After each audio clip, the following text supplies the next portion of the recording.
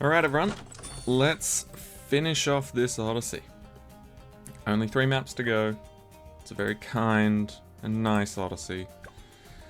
And we're gonna kick its ass. Also, fun fact, my back hurts like hell. I don't know what I've done to it. To abuse it this way, for it to abuse me this way. But it's goddamn awful. It really is. It just sucks so much.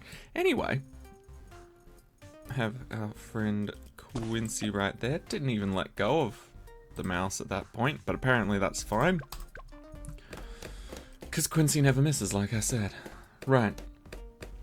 But yeah, I genuinely, the thing I can only imagine that it is I've pulled it at work, picking something up off the ground. But it is so weird because it's on one side of my back, not both. I like to implement a nice little hidden sniper technique here, where you can only see the barrel just sticking out from the side. Anyway. Yeah, I really don't know what the fuck's going on. I can only assume it's been done at work, because that's the only thing I've been doing that involves my back and involves potentially hurting it. But yeah, it's just horrible.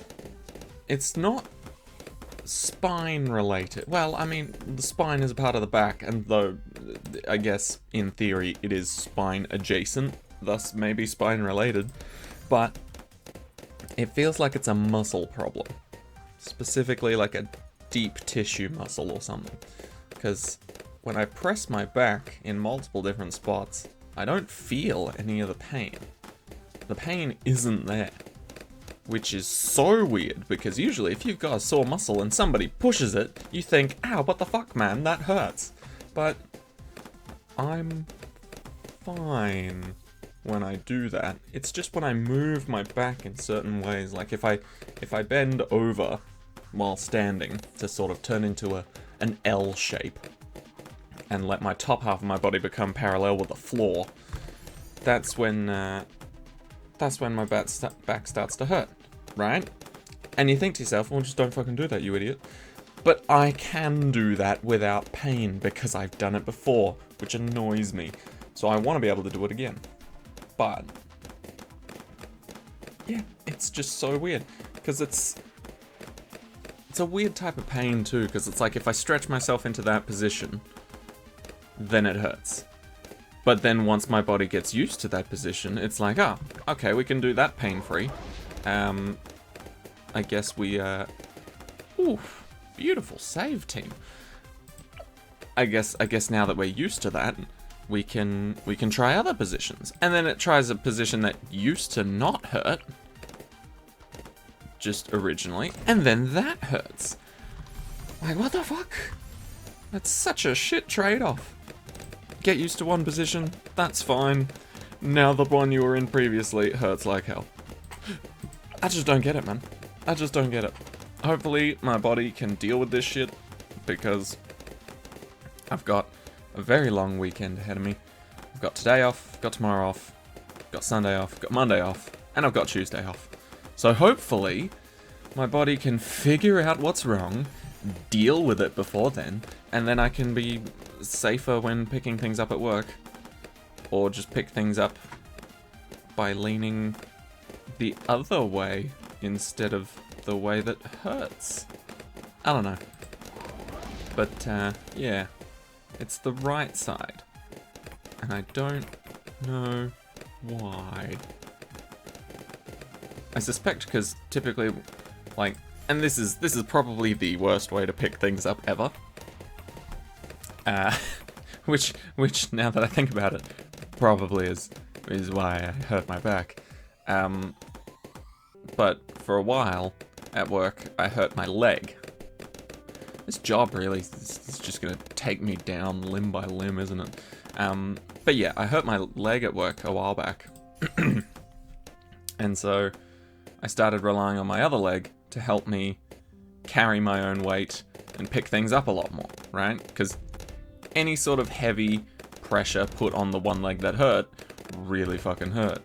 And so I tried to avoid that at all costs. So anytime I was squatting down, I'd put a lot more pressure on my good leg than my bad one. The bad one would still be there for support. It's not like I was pistol squatting every single time I needed to pick something up. God no, I'd have one leg that was just jacked as hell if that was the case. But no, the other one was still there for support, because I'm not a moron. Not fully, at least. So yeah, a lot of the time I was standing on one leg, bending over, like I said, parallel to the floor. My bad leg got kicked up into the air behind me, also parallel to the floor. And then I would pick up the object that I'm going for with one hand. And keep in mind that some of these objects are very heavy and not supposed to be picked up with one hand. I'd pick it up with one hand, bring it close enough to me to grab it with the other hand, and then I'd be about my business, you know? I'd be upright by that point, I'd have two hands on the object that was potentially heavy. All was well and good. But, yeah, I'm starting to think that maybe that caused a bit more of a problem than I initially thought. And so now, I think I can almost certainly attribute my pain to that. So, I think these few days off are going to be good for me. I'm going to do my best to not be stupid.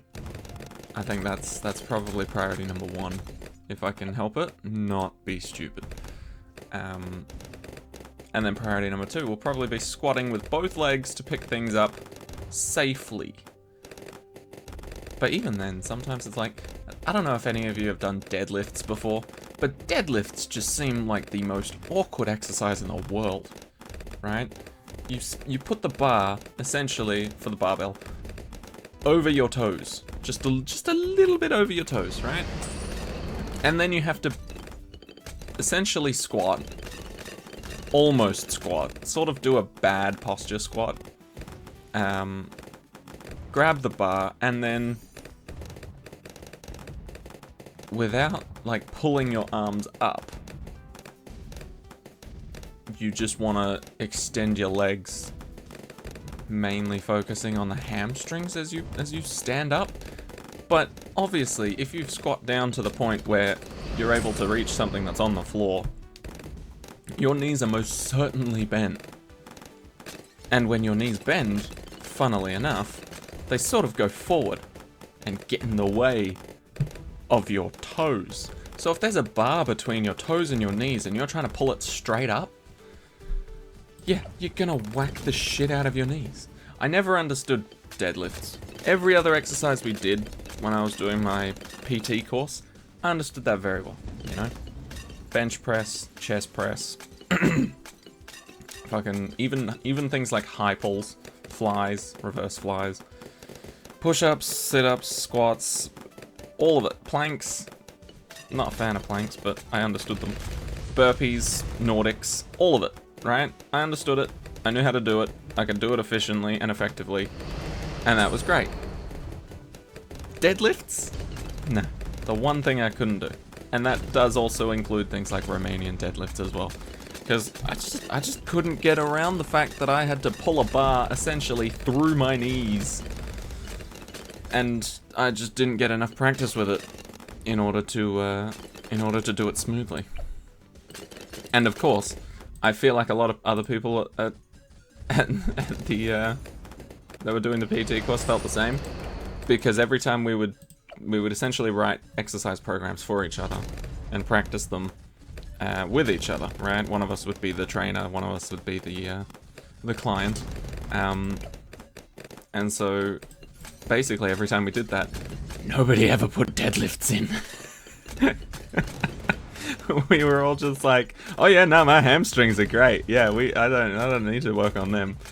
Quads though, let's get some squats in there. So nobody ever complained about weak hamstrings, just because that would mean, oh, deadlifts is a very obvious choice here, other than the hamstring curl machine. So we all purposely avoided that, as both trainers and the clients. So if someone did say like, oh, I want to work on my hamstrings, we'd all be just like, hamstring curls is the best. Hamstring curls, put in some squats, you know, work the rest of your legs, don't want to leave them out. Honestly a good time, but yeah, I could never figure out deadlifts. Deadlifts were wacky for me. Right, now that we've actually got a decent amount of money, let's attempt this this thing that I was doing last time. There we go. Lock you in roughly there. I don't care if you hit a bunch of lead balloons. What matters is that you get to the next upgrade so I can stop locking you in place. Oh, speaking of, there you go. Independent. You're your own tower. I trust you to do what you know how to do and do it when you see fit to do it. You're so welcome. But yeah, I don't know if I mentioned this, but I have both realized that this is an amazing strategy, because look at that, it just shreds the mobs. I've both realized that this is an amazing strategy, forgot that this was an amazing strategy, and then re-remembered that this was an amazing strategy. Only problem is it's really expensive, and compared to Ninja Alchemist, early game, you go for the Ninja Alchemist. But yeah, this guy absolutely shreds. Look at him go. Like a gazelle. Goodbye, BFB. And all other associated balloons. But yeah, I mean, Tax Zone's not even seeing much action anymore. It's kind of sad. Sniper doesn't need to see the action. He gets it all the time. But that, I think, will be the end of this map.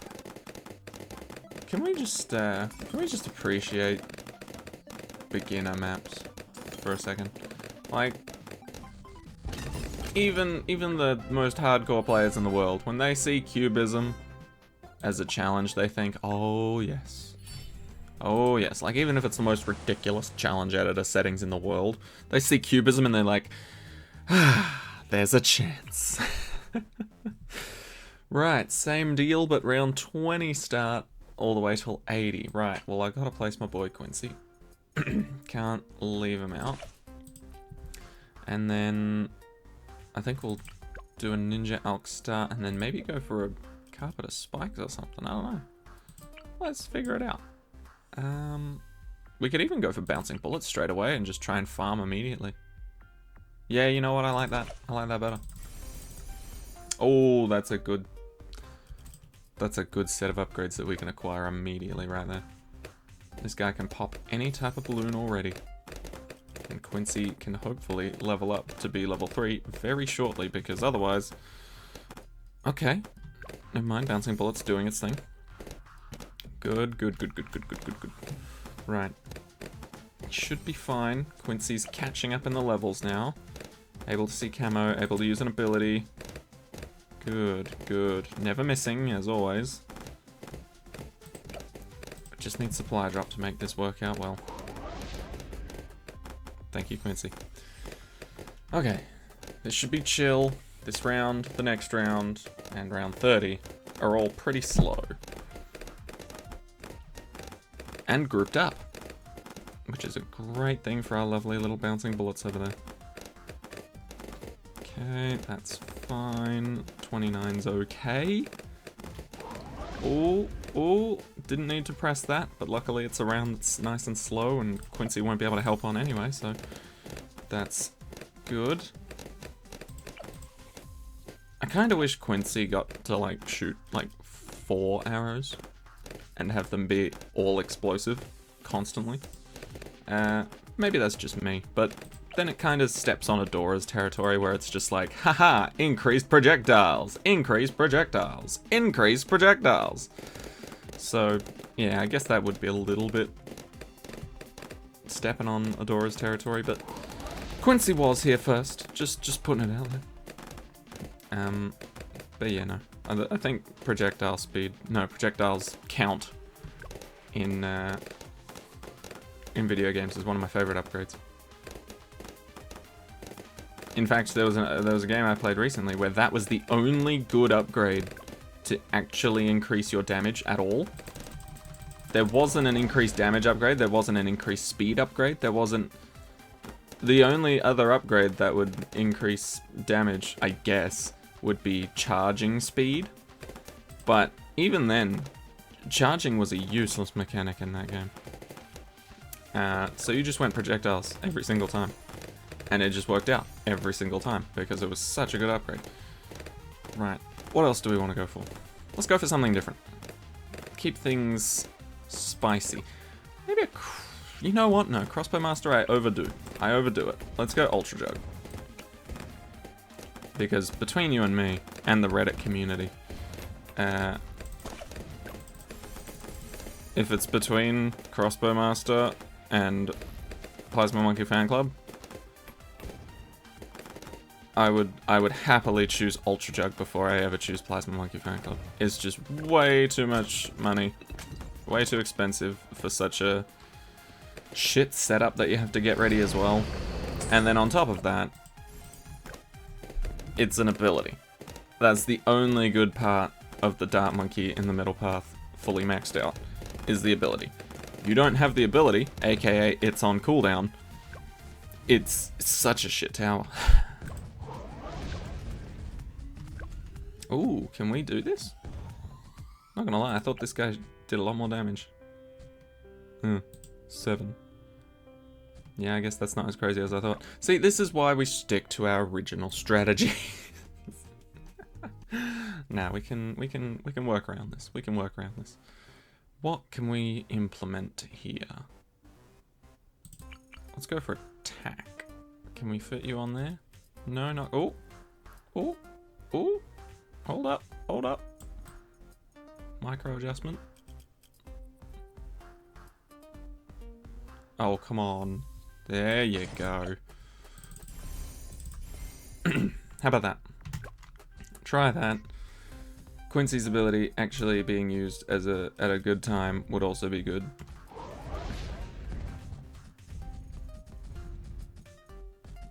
Okay, that wasn't actually the greatest time to use Quincy's ability, but there we go. You just had to let one through, didn't you? You just had to let one through. You know what? It's fine. It's fine. I have already forgiven you. Is there any way we can get that back? That life? Doesn't seem to be. No, we didn't bring a heli. We don't have monkey knowledge and a banana farm. Well, that is unfortunate. I guess we just don't have that life.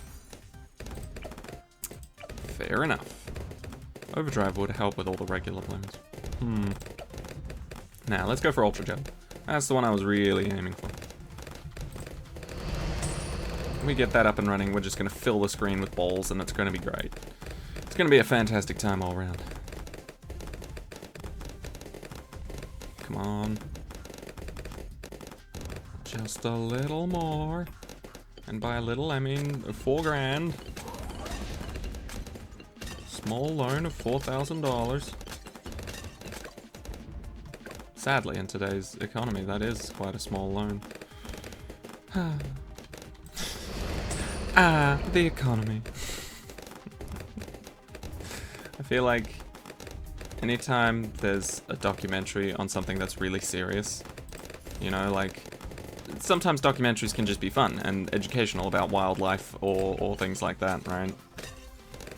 But sometimes when there's a documentary that's just meant to be really stupidly serious, like talking about economic collapse or climate change or things like that, I just really wish that sometimes they just did it in the narrator's voice from SpongeBob. You know, the, I don't know if it's meant to be typically French sounding, but it sort of gives that vibe. But yeah, the one that's just like, Degu Lagoon. Welcome to Bikini Bottom's greatest beach. Where SpongeBob and his friends. You know, just, can you imagine that? But in the context of talking about, you know, the collapsing economy.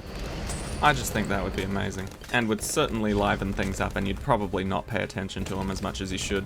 But it would be entertaining. It would be so entertaining. And that's what's really important. Right. How are we going here? I do still want to get the Elite Sniper. Love me a good money-making farm. And honestly, the Elite Sniper's one of my favorite ways to make money. I think boats are my favorite way to make money. Although, to be fair, since they got nerfed, I haven't really used them all that much. But one of my favorite stupid ways to make money is helicopters only. That's right. That's right.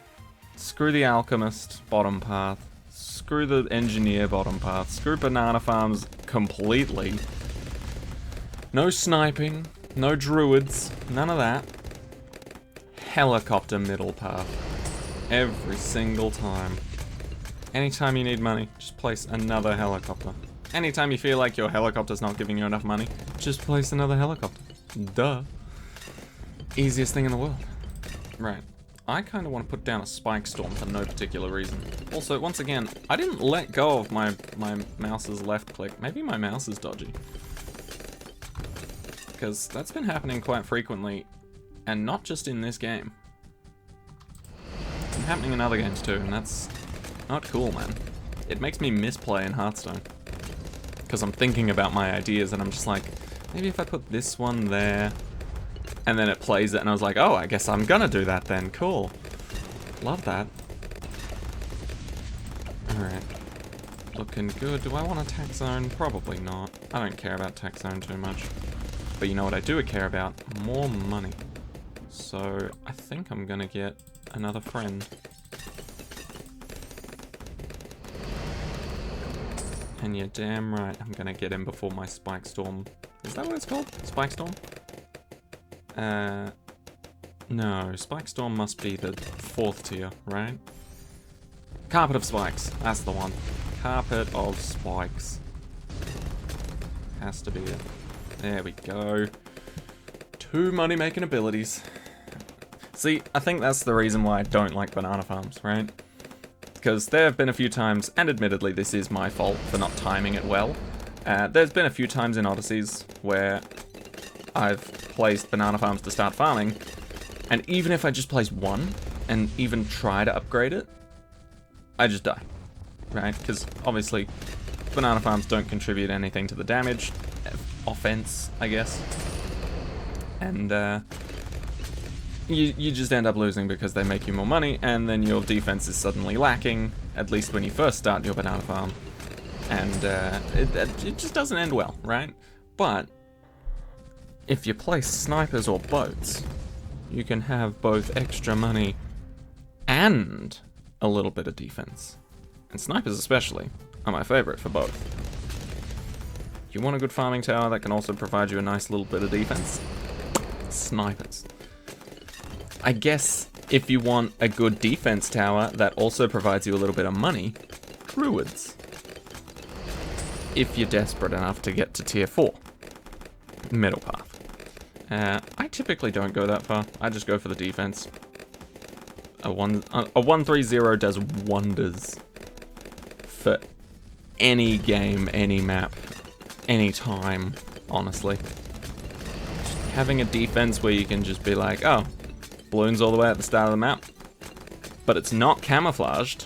Oh, it's dead. Consider it done. Your wish has been granted. It's just so nice. And then, oh, you think the other balloons behind it might be a bit of a threat too? I'll just leave this little bit of spiky pile behind it, and yeah, it'll deal with those. It'll deal with those. And if it doesn't, I'll just grab them too. I'll just grab them too, rinse and repeat, same thing. It's just so lovely. So lovely. And yeah, I don't know why I'm going for a carpet of spikes. I don't even know why I went for an ultra jug, but it keeps things interesting, doesn't it? Keeps things interesting in terms of, you know, branching out, not using the same strategies. Because I know for a fact if I went Ninja Alk straight into a crossbow master, I'd be able to do this even without placing any snipers. But that's no fun. That's no fun at all. So we're gonna buy some weird tier 5s. We're gonna get ourselves into potentially sticky situations like this one. And we're gonna have fun with it. Which is honestly what I think Odysseys are about. Wacky solutions to insane problems. Sometimes. Sometimes the problems don't have to be insane. Sometimes you can just be given regular problems with wacky tower selections. And I think that's fun. Money. The only time I really... And I've thought about this a lot, right? The only time I dislike an Odyssey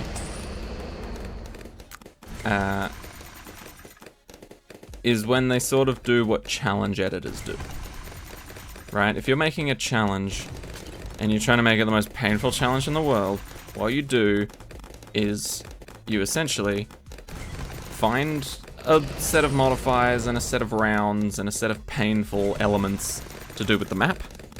Then you find a niche tower that people don't think about that can deal with that. And then, once you've done that, you try every other tower that could potentially do that. If it can, nerf the tower, aka restrict the upgrade.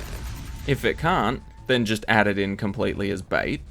And do that for every other tower in the game. And sometimes nerf towers a little bit more than they should be nerfed, just so that it throws people off, you know? If every single tower in the game is nerfed except for the one that, you know, works, then people are just gonna be like, oh, it's that one, right?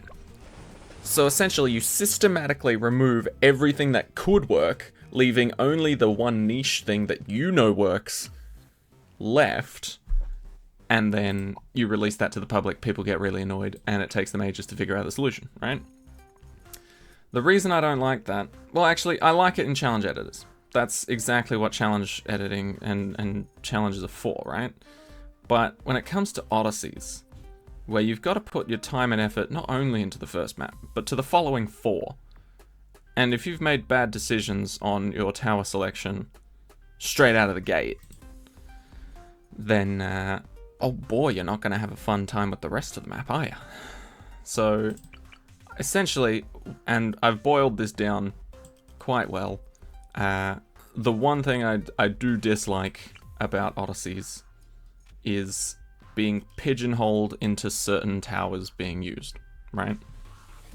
So for example, if like 4 heroes are available, maybe like 5 or 6 even, but only one of them will actually be viable towards any strategy whatsoever, and the rest of them are garbage, oh my god.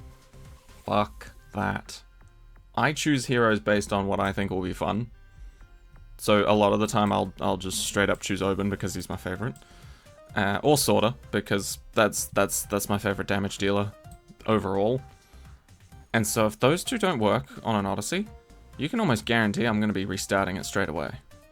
Like, I never choose Geraldo. Absolutely never.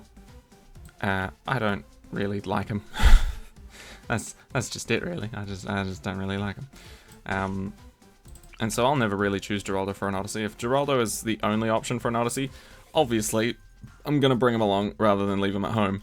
But I would prefer to leave him at home, honestly. So let's set up for something we know will help out and work. And then let's go for maybe a Spectre. Actually, no, let's get our money set up first. Where do I want our money to be placed? Maybe down here. Yeah, I like the money being placed down here. Let's get both of them set up, actually. Alright, that should be enough to kill a Moab. If it's not, I'll be surprised. Ninja should absolutely crush that.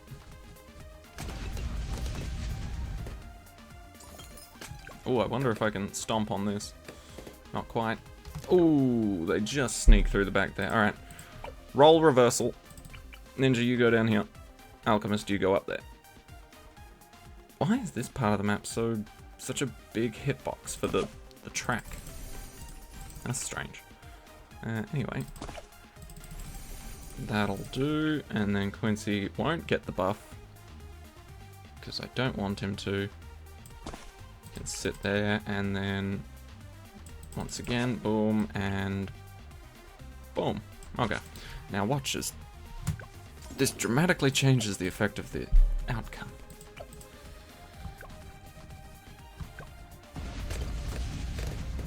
Because now we can hit them on the return. Bang bang. Bang bang. Beautiful. But yeah, I don't like it when, because Odysseys, in my in my mind, and of course this differs from other people, so it's understandable that people think otherwise, because everybody can think different things, and that doesn't make them wrong, except for things where they're most certainly wrong, you know, like when they say things like, oh, the planet isn't going through global warming.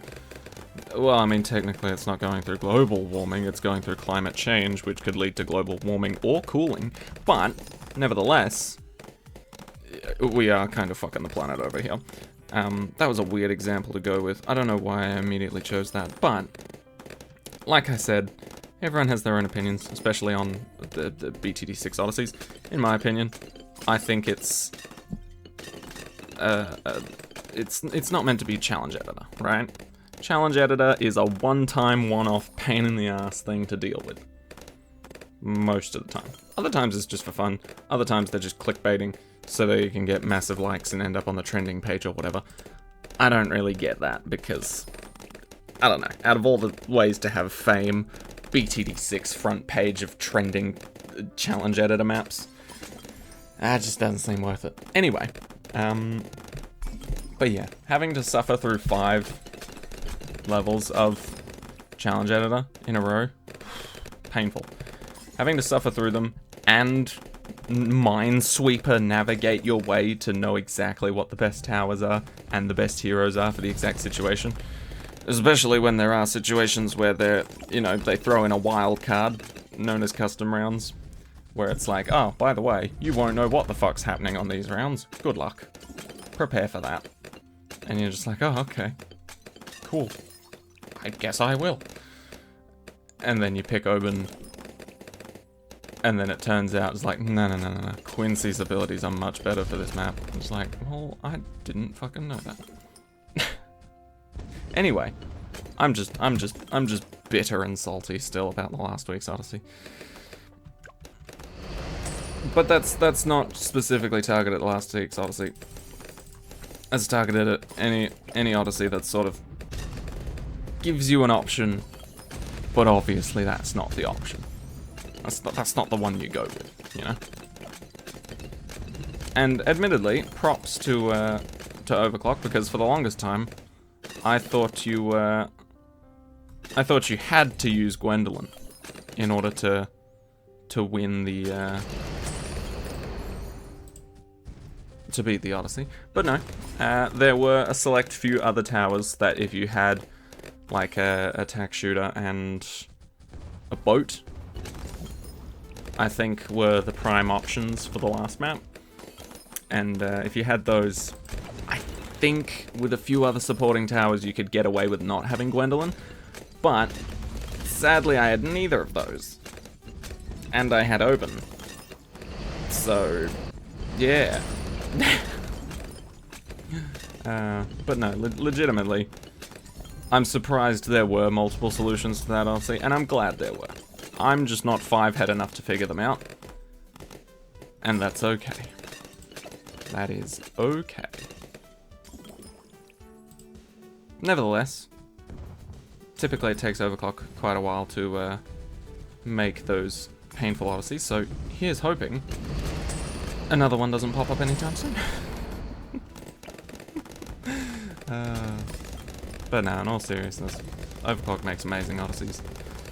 I do get a little frustrated at the ones where it's like extreme mode custom rounds, no monkey knowledge, chimps, 1 to 100, difficult map, the heavy tower restrictions, heavy hero restrictions sort of thing.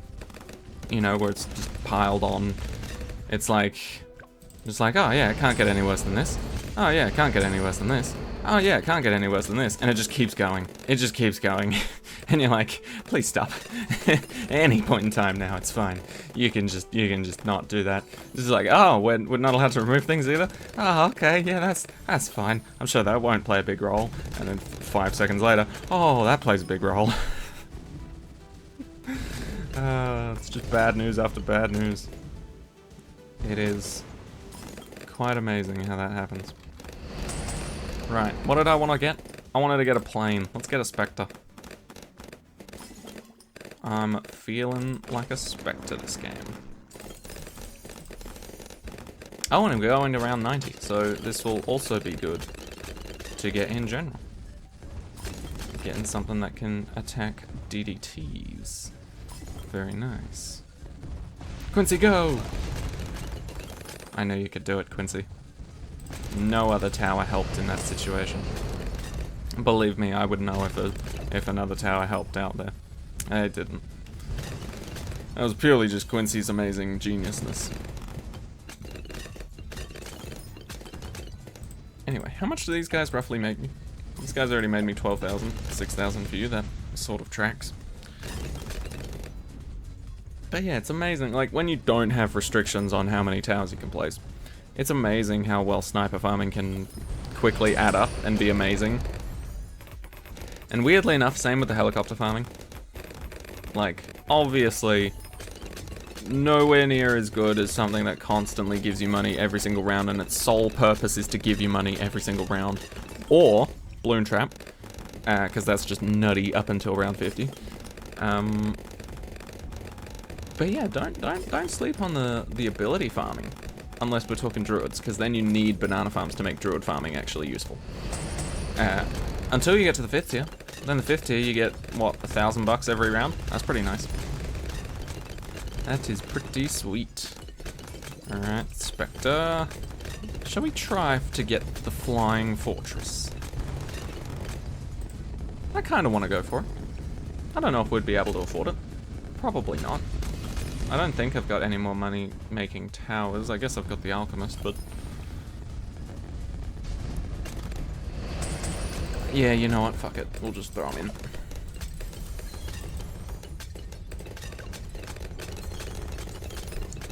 Get it where we can. Not that we'll be able to utilize it long, because the Spectre's kind of just flying around fucking everything up. In a good way, though. In a good way. But yeah, let's see if we can get the Flying Fortress before the end of the game. I doubt it, but you never know. You never know.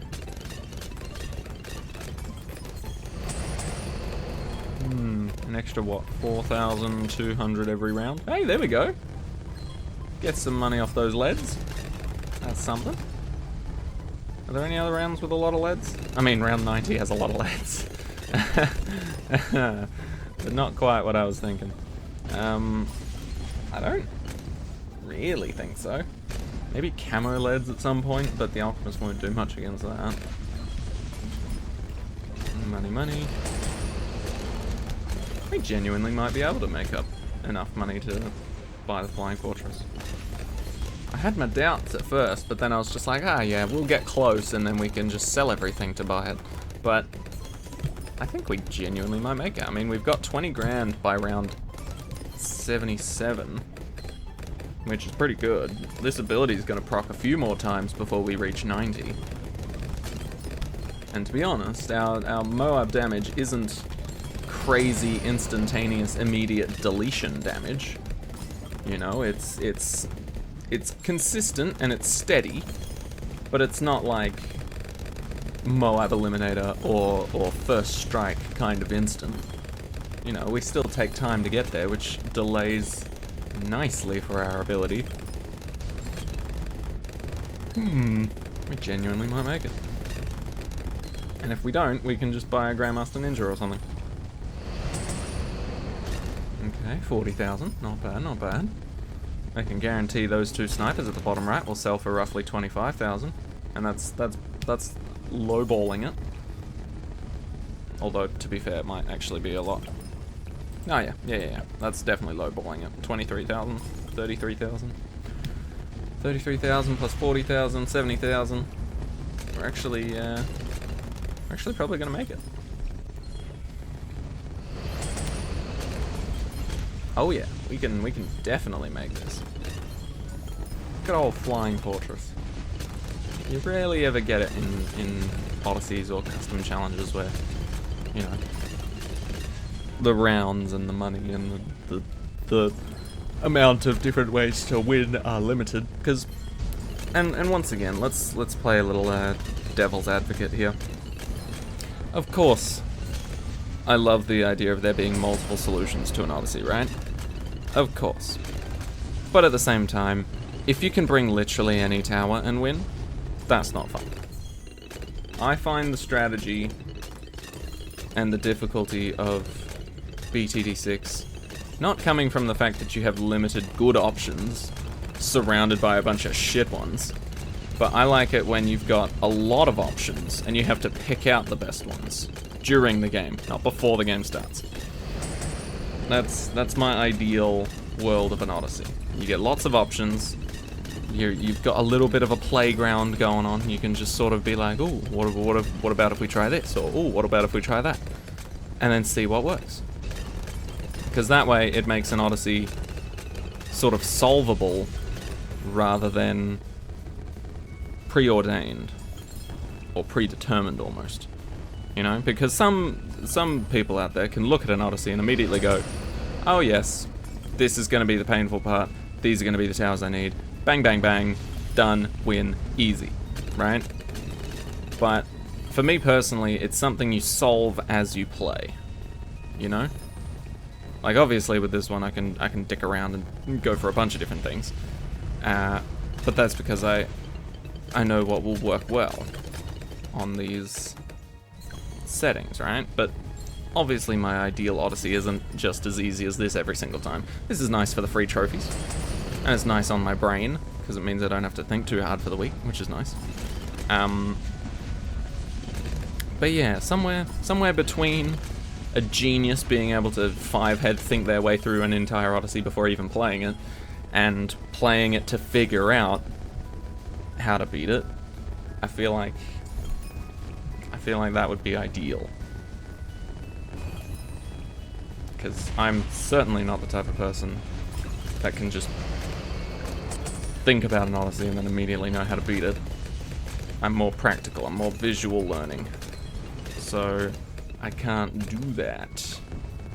I'm the one that jumps in, fucking tests about 300 or 400 times, a bunch of different strategies, see what works, see what doesn't, push my way through, and then I get to map 4 or 5 and I think, oh wow, okay cool, I don't actually have the one tower I need here.